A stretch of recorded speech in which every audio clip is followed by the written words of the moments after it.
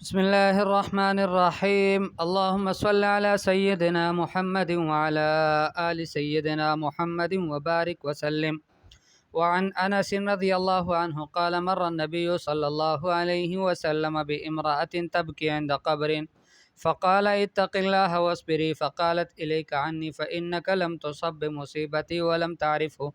فقيل لها إنه النبي صلى الله عليه وسلم فأتت باب النبي صلى الله عليه وسلم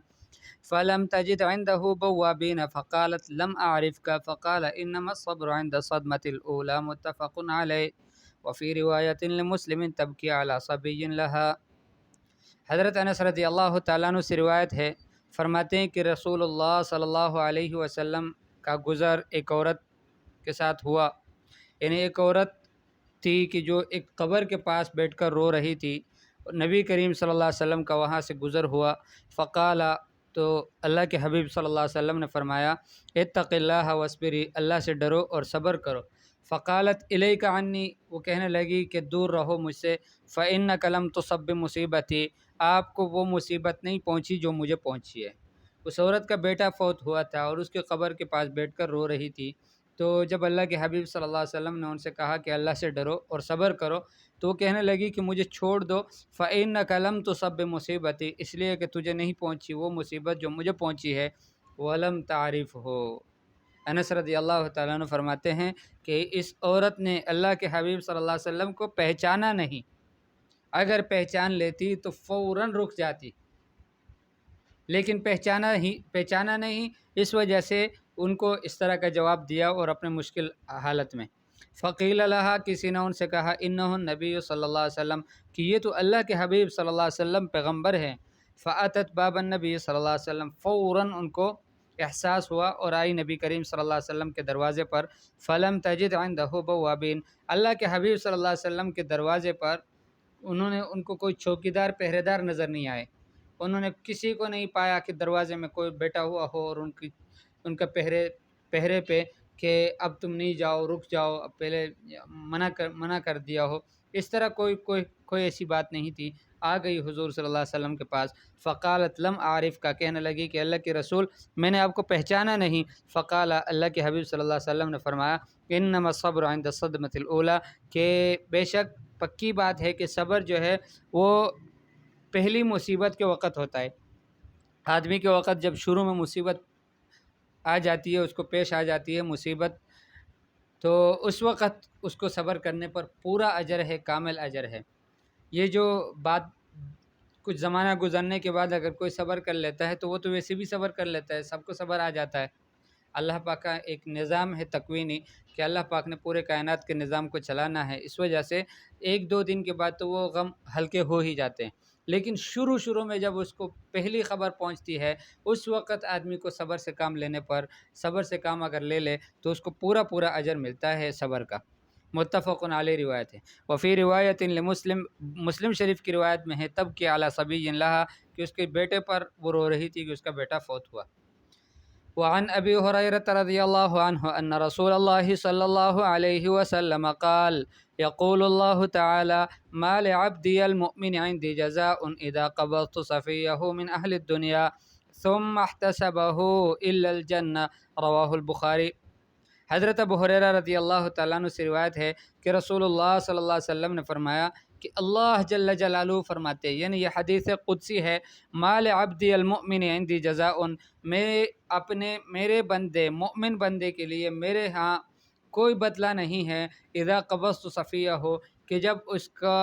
اس کے حبیب کو، اس کے محبوب کو میں اس کی روح کو قبض کر لو، من اہل دنیا، دنیا والوں میں سے. ثم احتسبہ ہو، پھر اس پر وہ ثواب کی امید سے، ثواب کی نیت سے وہ صبر بھی کر لے اللہ کی رضا کی خاطر. الا الجنۃ، سوائے جنت کے. میرے ہاں اس کا کم سے کم جو درجہ ہے ایسے شخص کا کہ جس کے کسی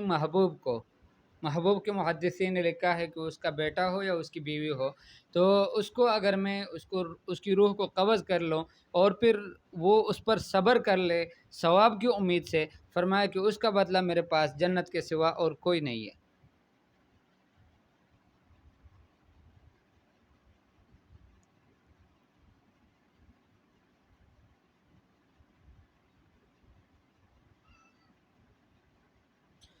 وعن عائشة رضي الله عنها أنها سألت رسول الله صلى الله عليه وسلم عن الطاعون فأخبرها أنه كان عذابا يبعثه الله تعالى على من يشاء فجعله الله رحمة للمؤمنين فليس من عبد يقع في الطاعون فيمكث في بلده صابرا محتسبا يعلم أنه لا يصيبه إلا ما كتب الله له إلا كان له مثل أجر شهيد رواه البخاري۔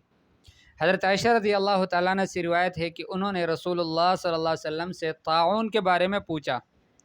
طاعون کے بارے میں، طاعون ایک بیماری ہے جو وبا ہے اور ہوا فاسد ہو جاتا ہے، جس کی وجہ سے آدمیوں کے بدن اس میں بھی خرابی آ جاتی ہے اور اس کی وجہ سے موت واقع ہوتی تھی۔ تو انہوں نے رسول اللہ صلی اللہ علیہ وسلم سے اس طاعون کی بیماری کے بارے میں پوچھا۔ فاخبرها رسول اللہ صلی اللہ علیہ وسلم نے حضرت عائشہ کو بتایا انہ کان عذابا یبعثہ اللہ تعالی علی من یشاء، کہ یہ اللہ کا عذاب تھا کہ جس کو اللہ جل جلالہ بھیجتے تھے اپنے بندوں میں سے جس پر چاہتے۔ انہ کان عذابا، کہ یہ عذاب تھا، یبعثہ اللہ، اللہ پاک بھیجتے تھے، علی من یشاء، جس کے لیے اللہ چاہتے، اس پر اللہ پاک اس کو بھیج دیتے تھے۔ فجعلہ اللہ تعالی رحمتا للمؤمنین، اللہ جل جلالہ نے اس طاعون کی بیماری کو ایمان والوں کے لیے رحمت بنایا، ایمان والوں کے لیے رحمت اللہ نے کر دیا اس کو۔ فلیس من عبد یقع فی الطاعون فیمکث فی بلدہ، فرمایا کہ کوئی بندہ ایسا نہیں ہے کہ اس کو طاعون کی بیماری لگ جائے پھر وہ اپنے شہر میں ہی رہے، صابرا محتسبا، صبر کرتے ہوئے، اور صبر کے ساتھ ساتھ دوسری بات یہ کہ ثواب کی امید سے۔ ایک تو یہ کہ ایسے ہی رہ گیا، جا نہیں سکا، جانا چاہتا تھا نہیں جا سکا، یہ الگ مسئلہ ہے۔ ایک یہ کہ وہ جا نہیں رہا، یہاں پر صبر کر رہا ہے، اپنے آپ کو روکے رکھا ہوا ہے اور ثواب کی امید میں۔ یہ احتساب بہت مطلوب چیز ہے سارے اعمال میں۔ فرمایا یعلم انہ لا یصیبہ الا ما کتب اللہ لہ،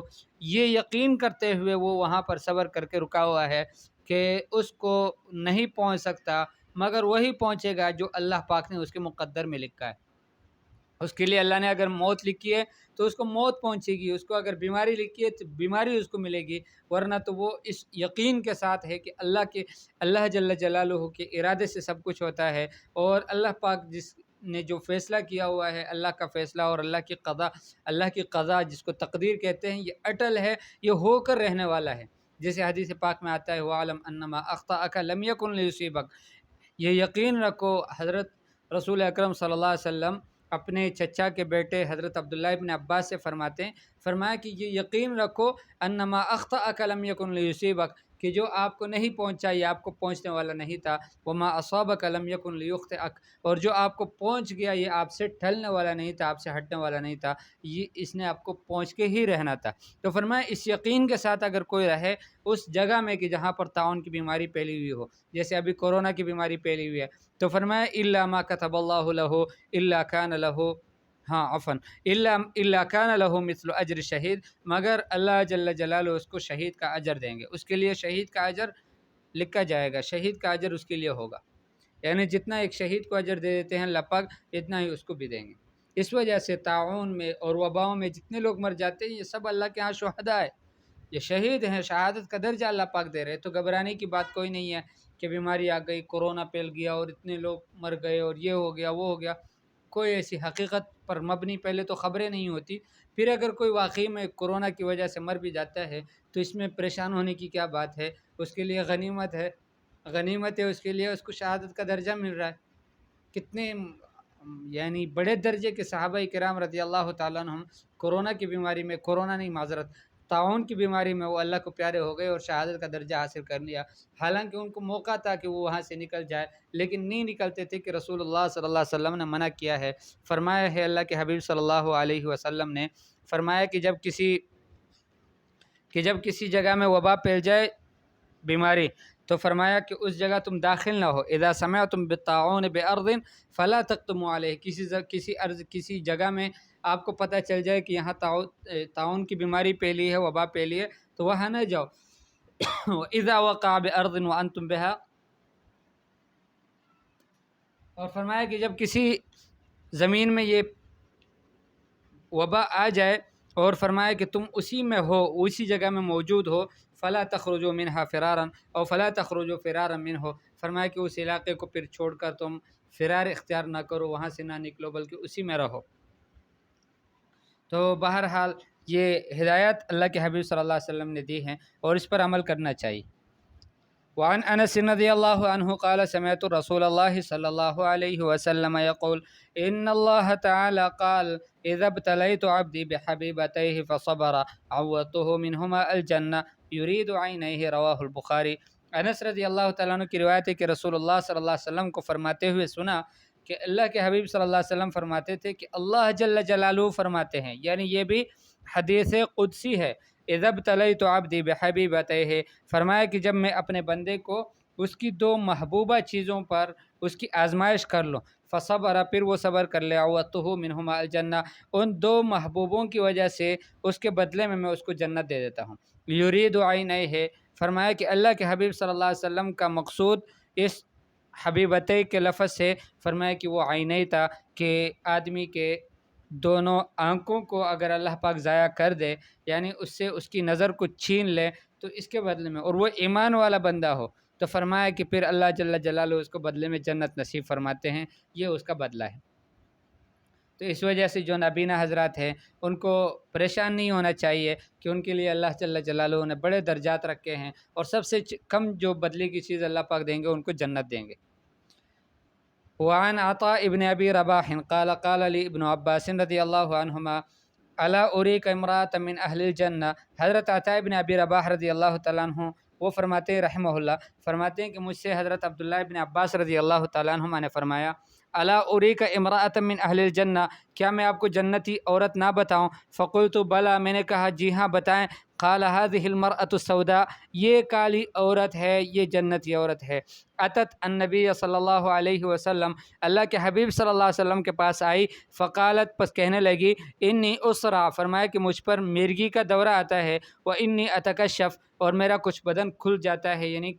پردہ ہٹ جاتا ہے، کپڑے ہٹائے جاتے ہیں میرے شعور کے بغیر، مجھے محسوس نہیں ہوتا، لیکن وہ کپڑے کچھ وہ مرگی کے دورہ پڑنے کی وجہ سے کچھ یعنی سطر کھل جاتا ہے۔ فدعوا اللہ تعالی علی، فرمایا کہ میرے لیے اللہ تعالیٰ سے دعا کرو۔ قال، اللہ کے حبیب صلی اللہ علیہ وسلم نے فرمایا، ان شئت صبرت ولک الجنہ، اگر تو چاہے تو آپ صبر کر لیں اور آپ کو بدلے میں جنت مل جائے۔ وان شئت دعوت اللہ تعالی ان یعافیک، اور اگر چاہیں تو میں اللہ سے دعا کر دوں، اللہ پاک آپ کو عافیت دے دیں گے۔ کتنی عجیب بات ہے کہ اللہ کے حبیب صلی اللہ علیہ وسلم کو باوجود اپنی امت پر رحمت کے، اپنی امت پر شفقت کے، اللہ کے حبیب صلی اللہ علیہ وسلم ان سے فرما رہے ہیں کہ اگر چاہیں تو صبر کر لے، بدلے میں جنت لے لے، اور اگر چاہیں تو میں دعا کر لیتا ہوں، آپ کو شفا مل جائے گی۔ فقالت، وہ عورت کہنے لگی، اصبرو، میں صبر کرتی ہوں،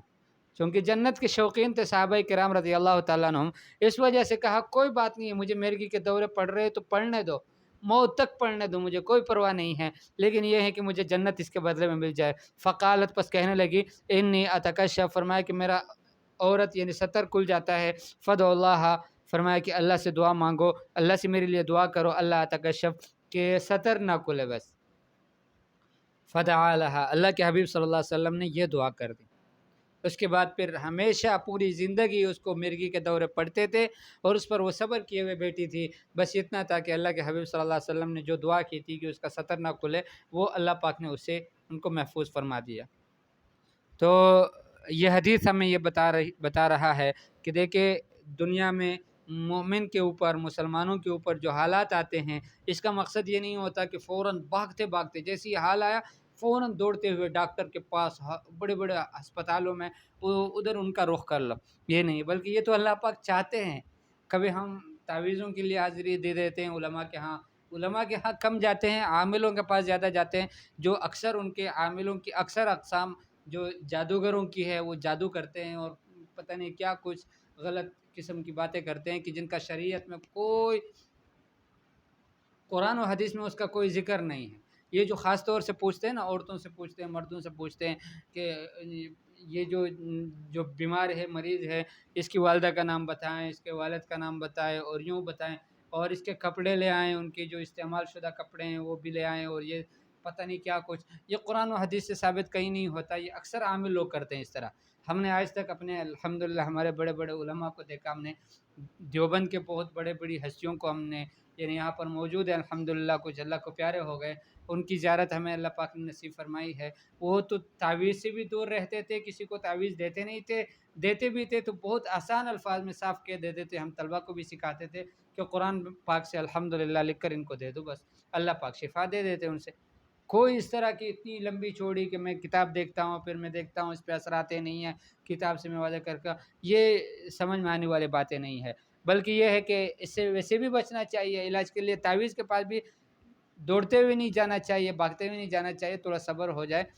تھوڑی سی اللہ پاک چاہتے ہیں کہ اس بندے پر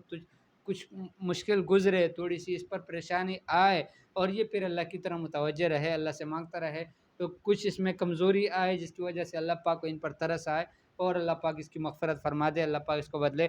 اس کے بدلے میں اللہ پاک ان کو جنت نصیب فرما دے۔ تو بہرحال میں یہ نہیں کہتا کہ تعویذ لینا منع ہے، بالکل لے، شوق سے لے، علماء سے لے، اور اچھے یعنی فیس دے کر ان سے لے، وہ جو ہدیہ دیتے ہیں۔ حدیث پاک میں تو علماء سے تعویذ کے بارے میں تو یوں آتا ہے کہ صحابہ نے ایک دم کیا تھا اور اس دم کے بدلے میں ان کو تقریباً 30 سے زیادہ بکریاں ملی تھی۔